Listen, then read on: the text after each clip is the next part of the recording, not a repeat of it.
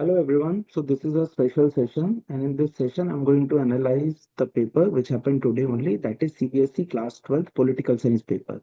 And the set that I'm going to analyze in this session is set 1 of Delhi region. So one by one I'm going to talk about every question. So these are the general instruction in regards to section A, B, C, D, E. You can go through it. So one by one I'm going to talk about every section now. So now starting with section A, that is question number first to 12, that is MCQ. So one by one. Question number first. So this is a assertion reasoning based question. Assertion statement is saying the idea of the first 5-year plan in India was inspired by the USSR. Now this statement is correct. Reason statement is saying due to the acute economic crisis, the Indian government started planned holiday in 1966. That is also correct. This statement is also correct, but both are not related to each other. So both statements are correct, but both are not related to each other. These are the independent facts. So that is why the correct answer for this question is option number B. Both assertion A and reason are true, but reason is not the correct explanation of assertion statement. So when it comes to the 5-year plan, this concept of 5-year plan in our country, this got inspired by the erstwhile Soviet Union or USSR. This statement is true. Many Indian leaders, including Nehruji, they were deeply impressed by the Soviet model of development. Now, planned holiday, another statement, 1966 is also true due to the acute economic crisis. But as I've already explained you, Plan Holiday does not explain why the 5-year plan were inspired by the USSR. These are the two independent facts. So that is why the correct answer for this question is option number B. Now moving forward to the second question. Which one of the following is related to the traditional notion of security? Option number A, Russia-Ukraine war. Option number B, continuous rise in the global temperature. Option number C, 9/11 attack on USA. Option number D, spread of COVID-19 epidemic in the world. So among the given four options, when we talk about the traditional notion of security, it is Russia-Ukraine crisis, because in reality, armaments are being used. They are fighting with each other in a traditional method. So the correct answer for this question is option number A. So Russia-Ukraine war is a traditional security threat. Why? Because it involved direct military force between both the state, which is the classic definition of the traditional security. Under traditional security, this is one of the important features, that is the usage of the direct military force. All other options are considered to be the non-traditional methods. Now moving forward to the third question. Which of the following statement is not correct about the first two 5-year plans? So four statements are given in regards to the first two 5-year plan. Another question on the basis of planning, politics of plan development. So among the given four options, the correct answer for this question is option number D. Option number D is the correct answer. Why? Because this is the incorrect statement in regards to the first two 5-year plan. The aim of the first 5-year plan was not to raise the industrial production as it is being mentioned in the question. Okay. That was all as it is being mentioned in the incorrect option. Why? Because this was the focus of second 5-year plan. When we are talking about the focus on the industry to raise the industrial production, this was the main focus of the second 5-year plan under the famous Mahalanobis model. Now, when it comes to the first 5-year plan, it focused on agriculture and the land reform. So that is why for this question, the incorrect option, the question is asking about incorrect option. That is why the correct answer is option number D. Now moving forward to question number 4. Identify the correct trio of the Baltic republics. Now this question is being given from the international, this question is being given basically from the contemporary center of the power question. So now four options are given. So for this question, the correct trio of the Baltic Republic are option number A, Estonia, Latvia, and Lithuania. So Estonia, Latvia, and Lithuania, they are the three Baltic republics. So the correct answer is option number A.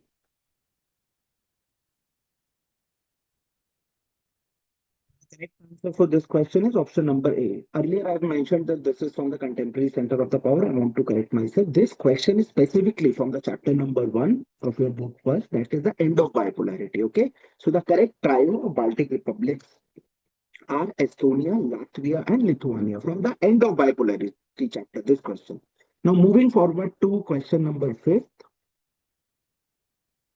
Now this is again multiple statement based question. This is about the IMF, International Monetary Fund. So one by one, I'll talk about both the statements. Statement 1 is saying the International Monetary Fund is an international organization that oversees those financial institutions and regulations that act in that act at an international level. Now, this statement is correct. Second is saying all the 189 members of the IMF organization have equal say. Now, this is wrong because in regards to IMF, the more you pay to this institution, the more voting right you will get. Okay, so not every country has equal say, not every country has equal voting right. And this question is from the International Organization chapter. So the correct answer for this question is option number C. That is, statement one is true, but statement two is false.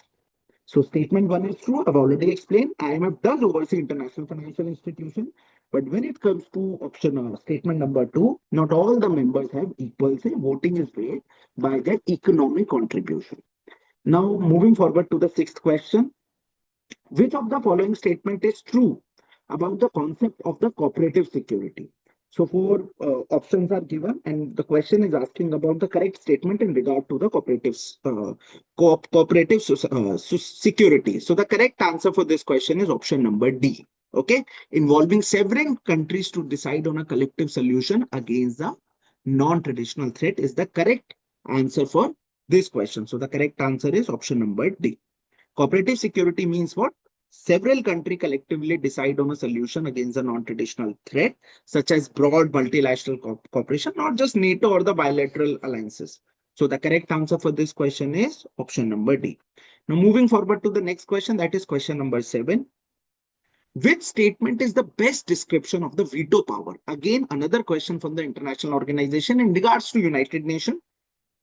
So among the given four options, the best description of the veto power is option number B. After the end of the Second World War, the veto power is given only to the permanent members of the UNSC to establish peace in the world. So the correct answer is option number B.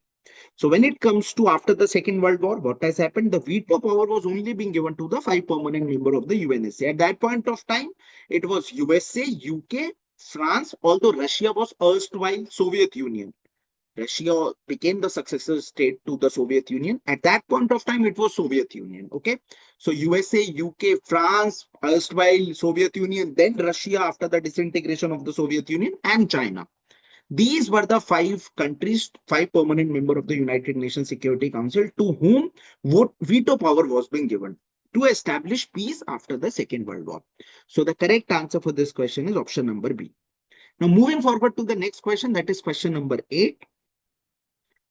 Which was the last state toured by Rajiv Gandhi for his election campaign in May 1999? Okay. At this point of time, only he got assassinated. Sadly, the correct answer for this question is option number A, Tamil Nadu. So Rajiv Gandhi's last state in May 1991 was Tamil Nadu. He was being assassinated at Sri Perumbudur in Tamil Nadu on 21st May 1991. So the correct answer for this question is option number A, Tamil Nadu. Now moving forward to the next question, that is question number 9.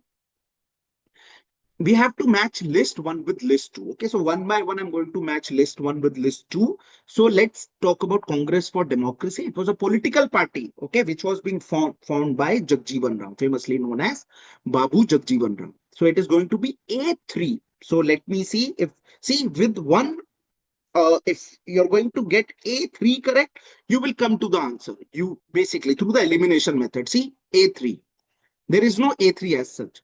So you can save your time also. But yes, I'm going to talk about all the 4 points. Now, Garibi Hatao, that famous slogan which was being given by Indira Gandhi ji. So B4, see B4. Student movement being led by Morarji Desai. Now that has happened in Gujarat. That was a precursor to basically before the imposition of the emergency.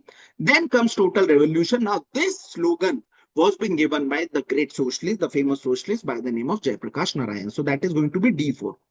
Okay. And C1 is student movement led by Morarji Desai, Gujarat. So the correct answer for this question is option number C, A3, B4, C1, and D2. And this question is from Crisis of Democratic Order related to emergency period. So the correct answer is option number C. So Congress for Democracy by Babu Jagjeevan Ram, Garibi Hatao slogan by Indira Gandhi ji, student movement in Gujarat being led by Morarji Desai, and total revolution slogan being given by socialist leader Jayaprakash Narayan. Now moving forward to the 10th question, which one of the following is not a consequence of the shock therapy?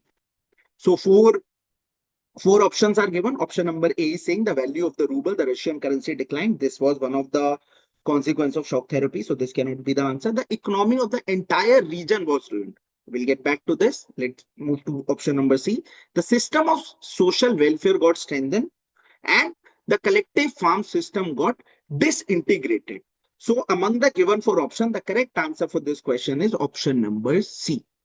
That is, which one of the following? The system of social welfare got strengthened. This was not the consequence of the shock therapy. Others were. The economy of the entire region was ruined. That was also the, because suddenly from communism, they were moving toward capitalism in a very fast-paced manner. Okay, so the economy of the entire region got ruined. The collective farm system got disintegrated, which was there since the Bolshevik Revolution, since the formation of the Soviet Union. But the system of social welfare got disintegrated.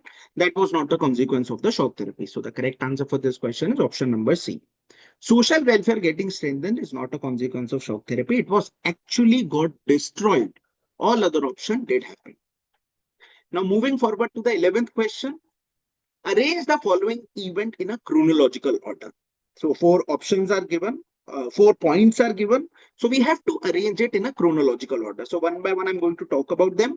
So among the given four options, the first thing that has happened in declaration of the doctrine of that famous basic structure doctrine, which happened because of the Kesunanda Bharti case, that famous case. Okay, so the correct answer, see, if I'm going to pay attention to the option now, either it can be option number A or either it can be option number D. So we are going to negate option number B and C.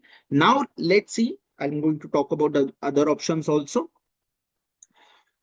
So the second point would be railway strike by government employee under the leadership of George Fernandez G. So this is going to be the second point. Then comes the declaration of emergency. That is point one. And finally, the sixth general election was being held in India. So the correct answer for this question is going to be option number A, 4, 2, 1, 3. So when it comes to Kesunanda Bharti case, that famous case because of which the basic structure doctrine came into existence, that happened in 1973. Then comes railway strike, which was being led by George Fernandez. Now that has happened in 1974. Emergency was being imposed in 1975. You all are aware about it. And then comes the sixth general election after the emergency period in which Janata Party won the election. Now that has happened in 1977. So the correct answer for this question is option number A. So that is 4, 2, 1, 3. That is option number A. Now, this is the last question, last MCQ question from the section A. After this question, I'm going to move forward to the section B. The alliance that has formed the government at a center, the maximum number of time. Is it option number A, UPA? Is it option number B, National Front? Is it option number C, United Front? Is it option number D, National Democratic Alliance? So among the given four options, the correct answer for this question, the government at the center was being formed by multiple times by option number D, NDA, which is still is in power. Okay, in the present time also NDA is in power. So the correct answer for this question is option number D. So NDA formed the government at a center. The maximum number of time 99, 2014, 2019, and very recently again in 2024 also. NDA government was being formed. So the correct answer for this question is option number D. So this was the last MCQ. Now I'm moving forward to section number B. So section number B, 2 marker. I'm going to talk about them one by one. Question number 13.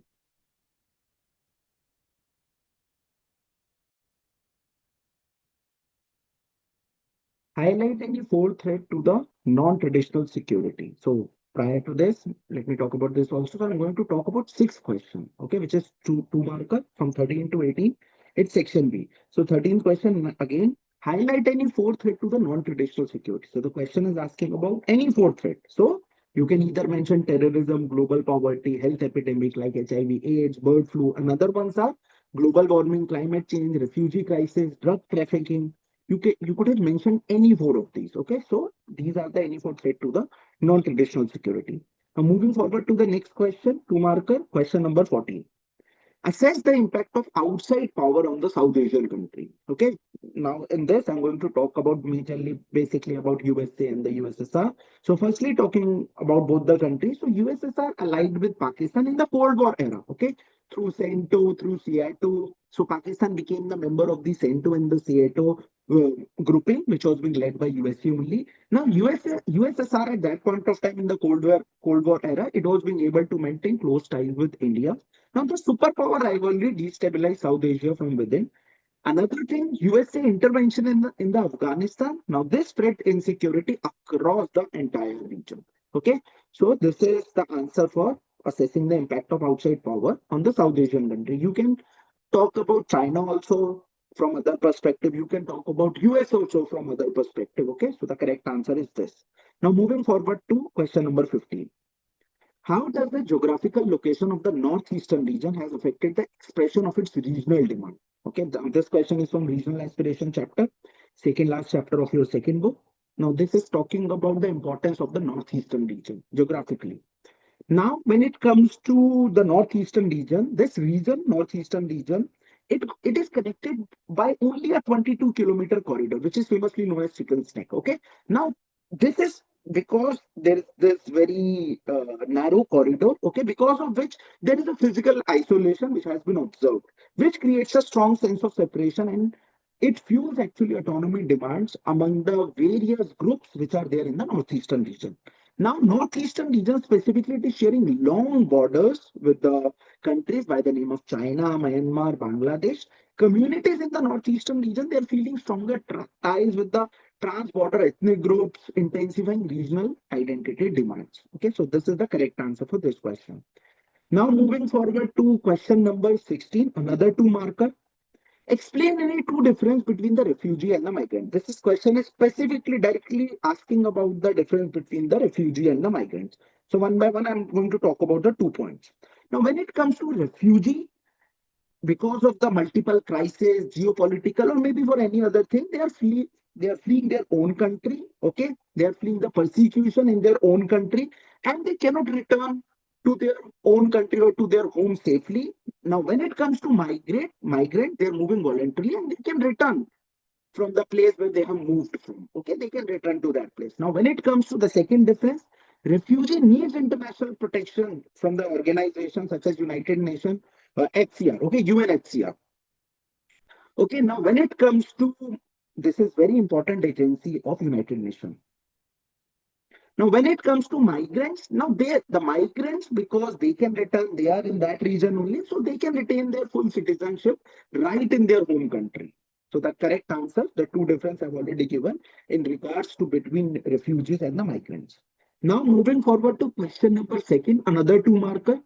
Name any four political party that had merged to form Janata Party in 1977. So this question is specifically asking about we have to name just four countries, four political party basically that got merged and they formed the Janata Party in 1977. I've already given you one question. I've already discussed one question in regards to Congress for Democracy also in the measure following question. So one party is going to be that also. So four political party, Congress O. Now this Congress O was being led by that famous syndicate group. Then comes a Bharatiya Lokdal, then comes Janasangh and Congress for Democracy, which was being led by Babu Jagjivan Ram ji. So these are the four parties that got merged to form the Janata Party in 1977. Now last question in section B, two marker. Analyze the main reason responsible for the formation of coalition government after 1989. Now, this is the last two marker. This is from the last chapter of your second book, Recent Development in Indian Politics. So, what are the main reason for coalition government after 1989? End of the Congress dominance permanent. Like, for a very long period of time, Congress dominated in the Indian political framework. Finally, after 1989, they could not, even in the present time, they could not go back to the pre-1989 levels. Okay, so end of the Congress dominance, so no single party could win a clear majority alone. Rise, and at this point of time, it was the National Front government under the leadership of VP Singh ji which formed the government. Okay, now rise of the regional party made coalition the only viable path to form the government at a center. Now, this is another major important reason responsible for the coalition government after 1989, because the regional party from different regions, they were also rising in their stature, they were also getting popularized. So that was another important reason.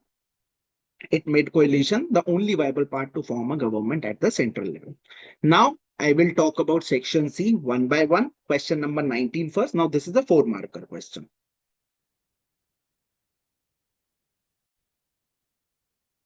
Now, from question number 19 to question number 23, I'm going to talk about section number C, which is 4-marker. So, firstly, question number 19. So this is a choice-based question. I'm going to talk about both the options. Okay, I'm going to talk about both the questions, both the choices. So first is talking about any four difference between the government formed in first three general election held in India after independence and the coalition formed after the year 1989. So this question is asking about the difference between the government formed in the first three general election, which was being held in the India after independence, and the coalition government, which was being formed after the year 1989. So let me talk about this first.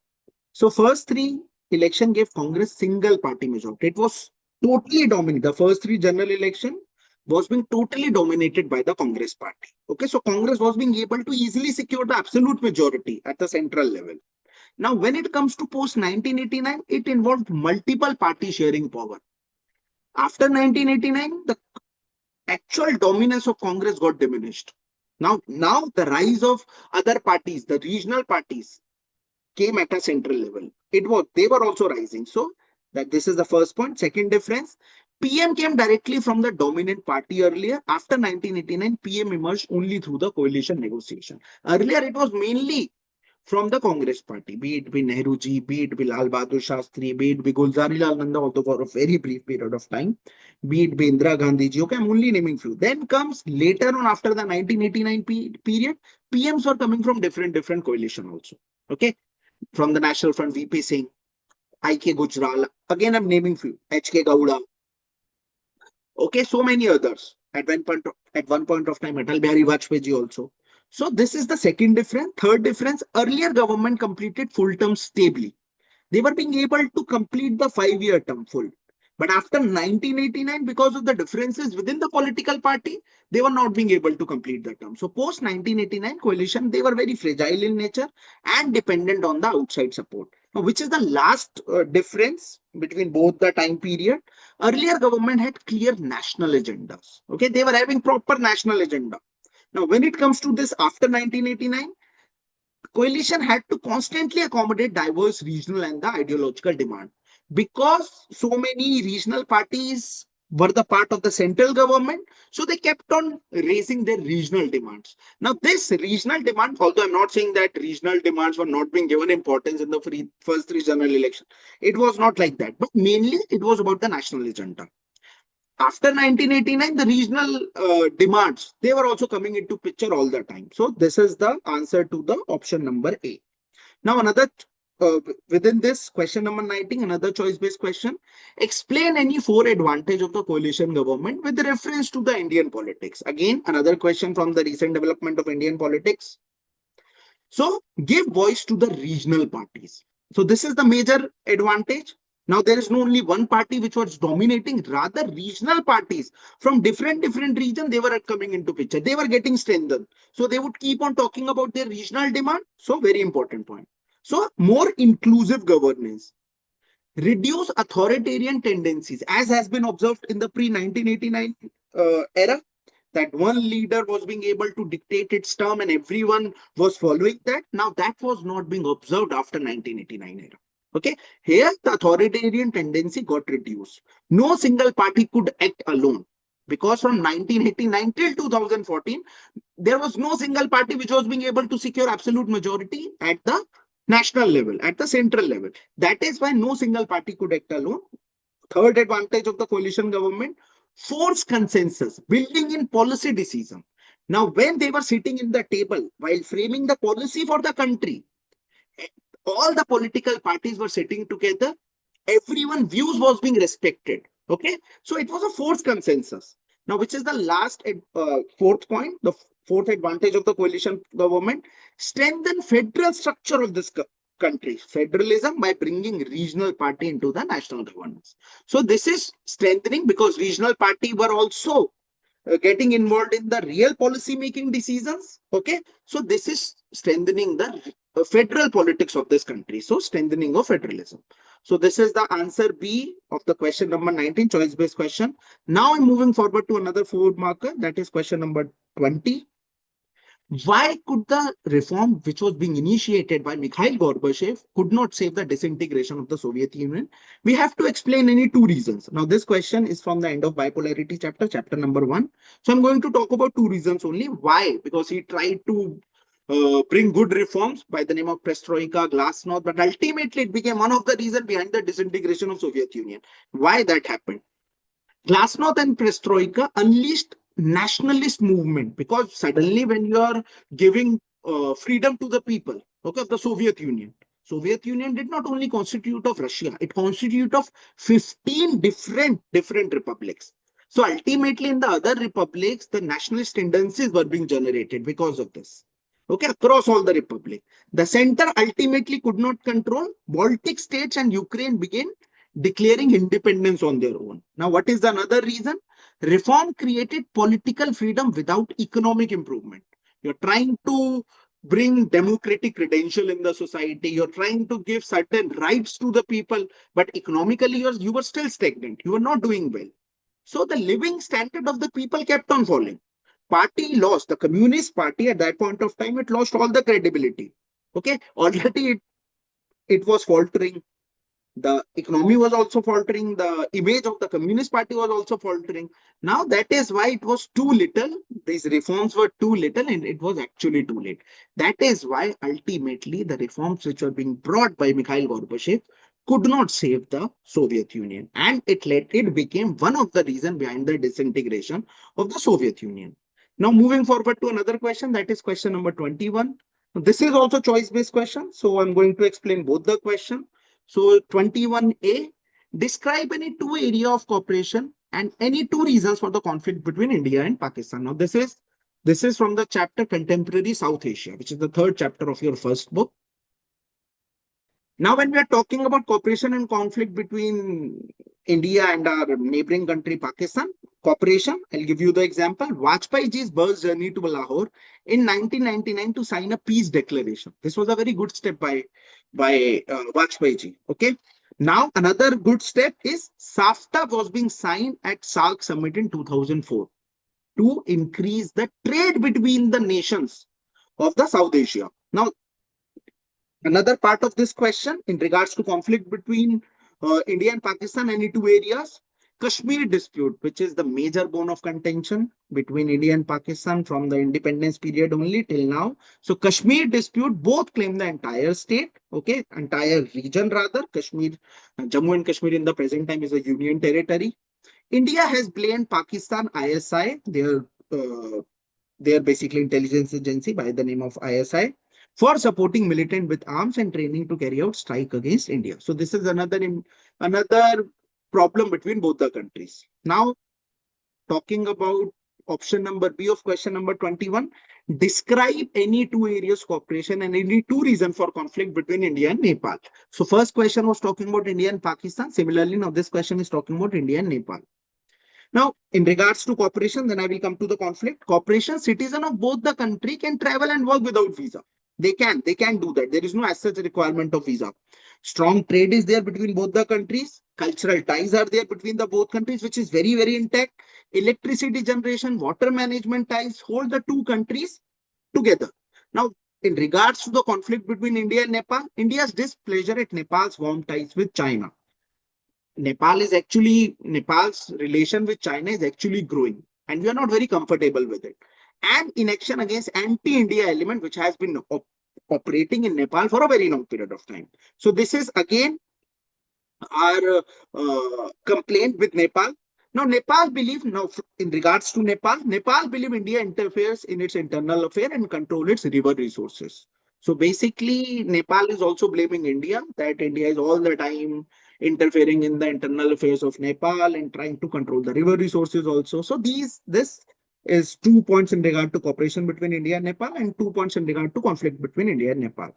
Now moving forward to question number 22, another 4 marker. The ideology of Bharatiya Janasangh Party was to make India progressive and strong nation. Do you agree with this statement? Support your answer with any four suitable arguments. So this question is specifically talking about Bharatiya Janasangh ideology. Okay.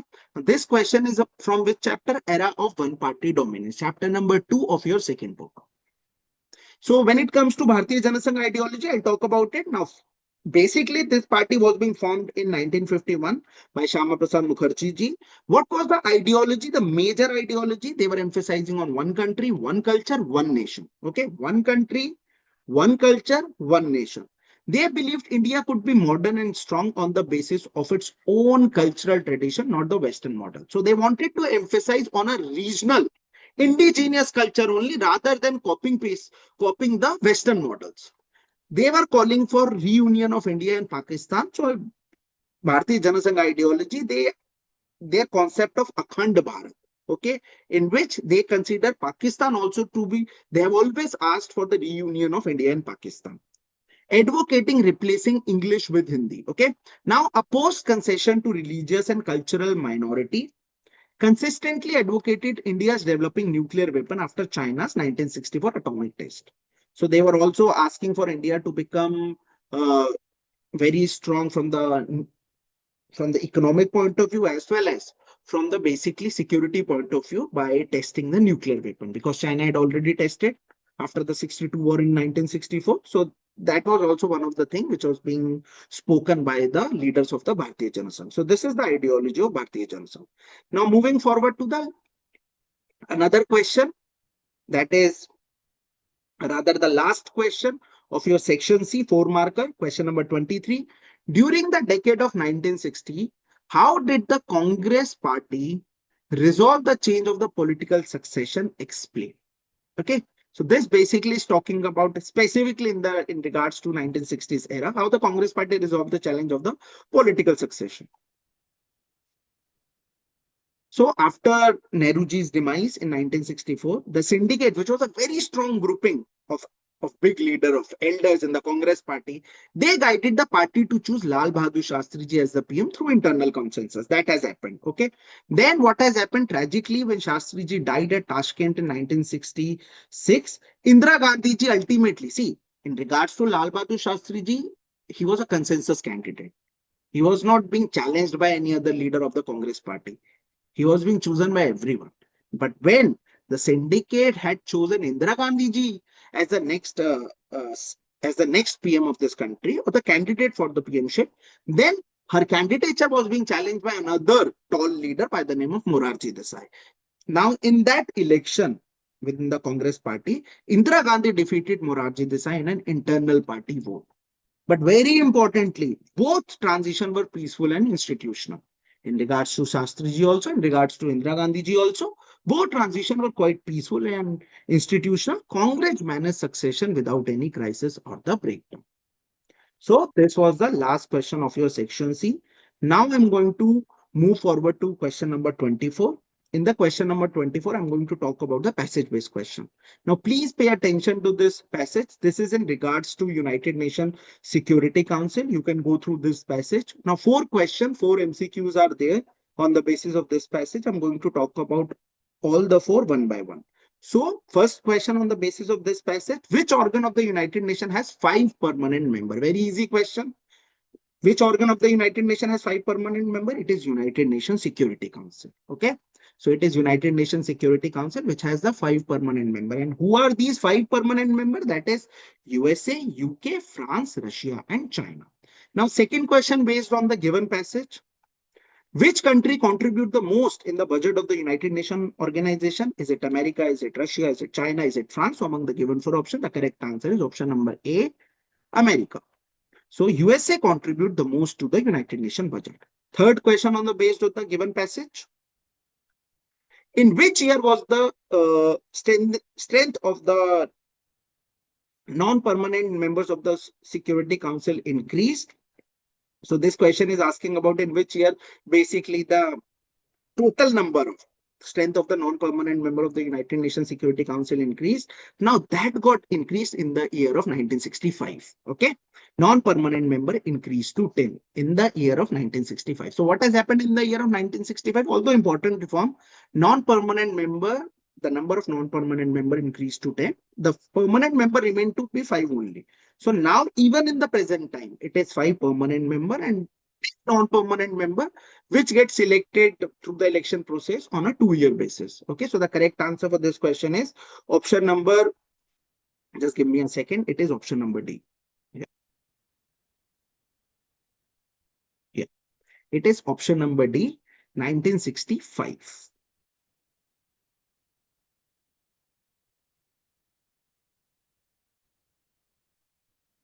The correct answer, do remember, is option number D, 1965 for this question. Now, one more question on the based on of this given passage, another MCQ. Which of the following statement is not correct about the reforms in the Security Council? So, among the given four options, the correct answer for this question is option number D. The Security Council has a large army to establish peace. No, it does not have any long-standing army. United Nations does not. They do have peacekeeping missions in which the troops of from different countries they go to disputed region and they try to solve the issues in regard to that. But in regards to specific army of United Nations, there is no such long-standing army of the United Nations. So the correct answer, because the question is asking about the statement which is incorrect in regards to reforming Security Council, the correct answer is option number D. Rest all the three are correct. The Security Council no longer represent contemporary politics reality. This is correct. The Security Council decision reflect only Western values and interests are dominated by few power, the 5 permanent power mainly. That is also correct. The Security Council lacks equitable representation. That is also correct because there is no permanent member from the African continent. There is no permanent member from the South American continent. So there is no equitable representation. The question is asking about incorrect statement in regards to reforms in Security Council. So the correct answer is option number D. Now I'm moving forward to question number 25. This is basically a cartoon-based question. This is from the chapter of globalization. One by one, I'm going to talk about that. So please pay attention to this cartoon first, yesterday and today. Okay. So first is which change does the cartoon reflect? In this, basically in this cartoon, what's the change that this cartoon is depicting or reflecting? This is yesterday, today cartoon. So shift from moral persuasion based on hunger to economic competitive threat based on job, reflecting how globalization changed the world. Now, these developed countries, they're very fearful that the people from the developing country would come to their countries and they would steal the jobs. Okay, so shift from moral persuasion, which was yesterday, based on hunger, to economic competition threat based on what? Jobs, reflecting how globalization changed the world. Now, earlier, and if I can explain through another manner, like yesterday, it was basically talking about filling your hunger, okay, filling your stomach with the food. Now, in the present time, after the globalization era, mainly after 1990s era, when the globalization came into the proper force, now there is a proper economic competition. Candidates are fighting for one post. Okay, so that is why economic competition threat based on jobs, reflecting how globalization changed the world. Now, second one, what kind of shift is shown in America's attitude toward developing countries?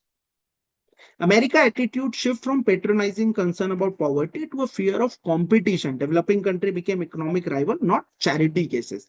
The point which I've spoken earlier also, that these developed country, America or other country, they are fearing the developing countries, that candidate from the developing countries would come to their nation and they would steal the jobs. Okay.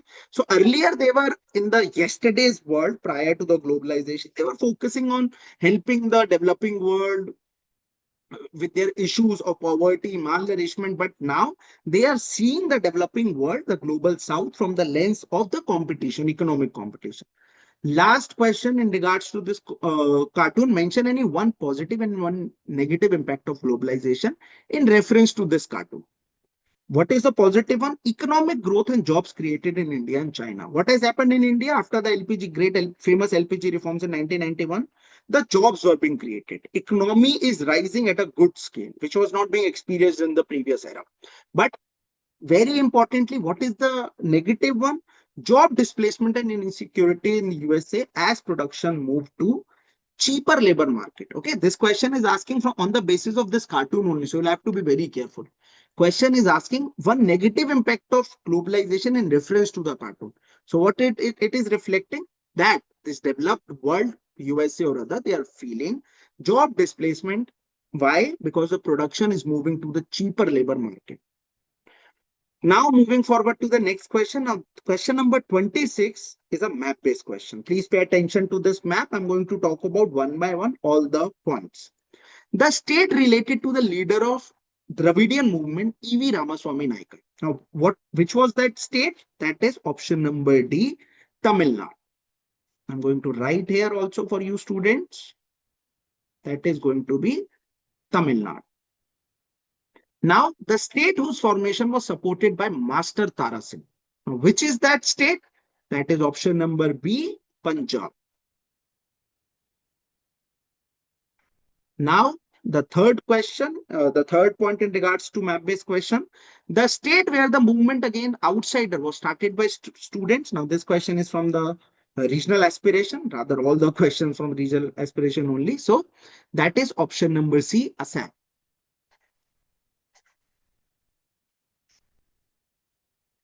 The state for which Rajiv Gandhi and Lal Denga signed an agreement for peace. Now this is D, that is Mizoram. Sorry, just give me a second. That is A. My mistake. Just give me a second. Yeah.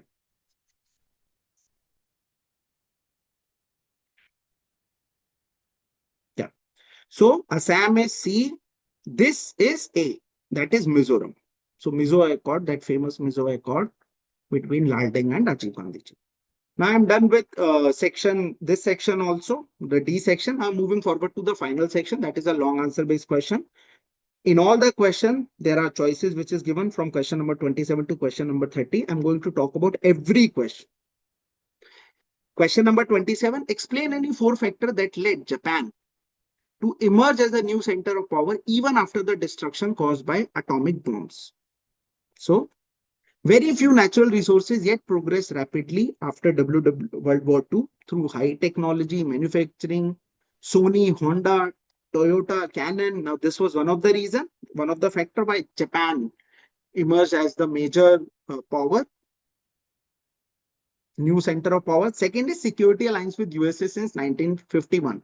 Now, this is very important when it comes to the security alliance with USA in 1951. Very famously, under that famous Article 9 of the Japanese Constitution, it renounced war. It freed all the resources for economic growth. Then comes Japan joined that famous economic grouping of OECD in 1964. It got fully integrated into the developed world economic system. Then comes another important thing in regard to world relation. Japan became largest contributor to the United Nations budget at nearly 10%. It was only the Asian member. Rather in the present time also, it is the only Asian member of the G7 grouping. Now talking about option number B in this regard, in this question, choice based, explain any four policy adopted by China to accelerate its economic growth. Now this question is specifically asking about China. Now this 27 question is from chapter number 2 of your first book, Contemporary Centers of the Power. Now let me talk about option number B. So in 1978, famous thing has happened in China by the leader Deng Xiaoping. He opened China through his open door policy, in which foreign investment welcome through the special economic zones which were being created in different regions in China. Then comes a responsibility system in agriculture. Peasants were being allowed to keep the surplus after meeting the state quota. Then comes party control separated from industrial management. Enterprises allowed to pursue profit. Basically, party stopped interfering itself in all the affairs of the businesses. Okay. So party control separated from the industrial management. Last point. Finally, China in 2001 became the member of the World Trade Organization. China became the world largest manufacturing and the export economy. So these are the four policies adopted by China to accelerate its economic growth. Now, next question. Again, two options are there. Question number 28. One by one, I'm going to talk about both of them. Highlight any four steps taken by Government of India to minimize the greenhouse gas emission. Now, this question is from Environment and Natural Resources chapter. So, what India did? India ratified the Kyoto Protocol in August 2002. Very importantly, Kyoto Protocol is in regards to greenhouse gas emissions only. India consistently pushed for CBDR, that is common but differentiated responsibility, that the developed nation should bear more responsibility because they are the one who had caused major damage to the environment. Invested in nuclear energy as alternative to the fossil fuels. We are also doing that. We are moving forward to the renewable energy. We are moving forward to the environment friendly energy. Promoted renewable energy, wind and the solar power, committed to reducing carbon emission intensity of the GDP. So these are the steps which was being undertaken by Government of India to minimize the greenhouse gas emission. Now talking about option number B, how does geopolitics of natural resources determine the balance of power in the contemporary world? This question is so relevant in the present geopolitical framework also, students. This question is so relevant. So I'm going to talk about this question now. Resource geopolitics is what? Resource geopolitics is about who gets what, when, where, and how. Oil, again, so much in news in these days. Oil is the most critical resource, while Gulf region, where presently so many issues are taking place, it holds 64% of planet reserve. History of petroleum is the history of war and struggle. Now, what is the third reason? Industrialized country deployed military forces near resource sites and propped up friendly government to secure uninterrupted supply, which has been done by these superpowers of the world. Even in the present time, they're facing the issue because of this. Now, water is the next conflict resource. It is inevitable. Scholars, researchers, they are saying this is inevitable. In the previous period, also Israel, Syria, Jordan, they clashed over the Jordan River in regards to river water sharing. Turkey, Syria, Iraq over Euphrates water wars are the real 21st century possibility. In our case, also we have issues with Pakistan in regards to Indus water, river water sharing. Also, there is a agreement which was being signed, but yes, presently that treaty, Indus water treaty, is in abeyance. Now, moving forward to second last question of this paper, that is question number 29. I'm going to talk about both of them one by one. Analyze any three principles of India's foreign policy which you would like to alter in the present international scenario. Very interesting question which came to your paper today. So, non-alignment. Principle of India's foreign policy to alter. First is non-alignment. Designed for a Cold War bipolar world, in today's post-Cold War reality, its original purpose has changed. Stronger strategic partnership may serve India better. So from the previous time period of the policy which was being adopted by India in the Cold War era, now the post-Cold War reality, its original purpose has changed. Okay. Now India should adopt strong strategic partnership, and India has been able to do so. That is why it has been benefiting India in the warlike situation also. Second one is punctual. Earlier, India signed with China in 1954, yet China attacked India in 1962. So strict non-interference has clear limit when other side does not reciprocate. So you're not going to always talk about the strict non-interference when other side is not reciprocating. If other side is reciprocating, then yes, this is a good policy only. You're not going to interfere in the other country's internal affair. But when the other country is not listening, then you will have to change your policies also. Third one is nuclear doctrine. No first use reflect restraint, but given threat from the two nuclear armed neighbors simultaneously, that is China and Pakistan, some argue it needs reassessment. So because we have no first use nuclear bomb policy, so because of the present geopolitical situation, there is a group of scholar which is saying that yes, or there is a group which is saying that yes, we should this no first policy needs reassessment. Now part B of this question, that is India's nuclear policy is a blend of strategic autonomy and a commitment to global disarmament. Justify the statement with any three suitable argument. This is in regards to India's nuclear policy. Now strategic autonomy, refused to sign NPT, calling it discriminatory. Only 5 countries can keep weapon while other cannot. India maintained right to its own deterrent through Procurement 1974 and 1998. So through this NPT policy, which we have always called to be discriminatory because it only allows the 5 permanent member to keep the nuclear weapon. That is why India maintained what? Right to its own deterrent. So we have tested the nuclear weapon first at a smaller scale in a Pokhran region in Rajasthan in 1974, then at a larger scale in 1998 in the same region. Second one is global disarmament. Nuclear doctrine reiterate India's commitment to global, verifiable and non-discriminatory nuclear disarmament leading to nuclear weapon-free world. Our policy is that we want every country to disown their nuclear weapon. We are not only asking the specific country or the specific part of the world to disown nuclear weapons or the research in this regard. No, we are asking every country on this planet to disown their nuclear weapon. Third one, no first use. India profess no first use. I've already spoken about it in the option A also. It will only use nuclear weapon as a second strike response, shows responsible nuclear behavior. It is our stated policy that we are not going to use nuclear weapon for the first time. If we are going to be attacked with nuclear weapon, then yes, then we will retaliate, and the proportion of that retaliate is going to be huge. So this is in regard to India's nuclear policy. Now I'm going to talk about the last question of this paper. Again, both the question I'm going to discuss one by one. Question number 30, part A. How did princely state pose a threat to the national security of India? Explain. Princely state as a threat to national security, like 565 princely state at independence. Most signed instrument of accession peacefully before 15th August 1947. So our leadership at that point of time, it was very wise, being led by a leader by the name of Sardar Patel. Okay, so almost all the princely state of 565, they agreed to merge with the Indian Union by signing instrument of accession, barring few princely states which were not agreeing. I will talk about them one by one. First is Hyderabad. What Nizam wanted? Nizam wanted independence. So the Nizam's forces, uh, that is Razakars, they were unleashing terror on its own people. Then Indian army had to move in. September 1948, the operation, I'm just naming that, the operation was known as Operation Polo. Okay, and we were within some period, we were successful. The forces, the Nizam forces, Razakars, they were being defeated, they surrendered. Okay, ultimately Nizam surrendered, Hyderabad got acceded to India. Then comes Junagadh, another issue at that point of time. So this got resolved after a plebiscite referendum, which confirmed people desired to join India. Then comes Kashmir. Maharaja Hari Singh at that point of time, it delayed allowing Pakistan tribal invasion. It became the most serious and longest lasting security challenge for this region or specifically for India. Now, last question of this paper, option number B, under question number 30. Explain any four problems faced during the process of partition in India. This question is specifically from the chapter 1, Challenge of Nation Building, from your book 2.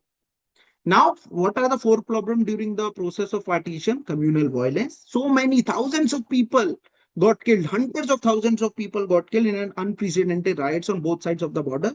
Another crisis was the refugee crisis. Over 1 crore people got displaced. Largest forced migration the planet has ever seen. Division of assets, everything got divided between both India and Pakistan, army, civil services, treasury, railway infrastructure. They had to be divided, immensely complex and contested. Finally, the princely state issue. 565 states with legal independence. It created a massive integration challenge at that point of time in front of the leadership. Some ruler wanted independence, some wanted to join with the Pakistan. Okay, so this is the answer for your final question number 30, option number B. I hope everyone exam has went really well. Okay, so this is about this special session in regards to the paper analysis for political science exam, which happened today only. Thank you to all.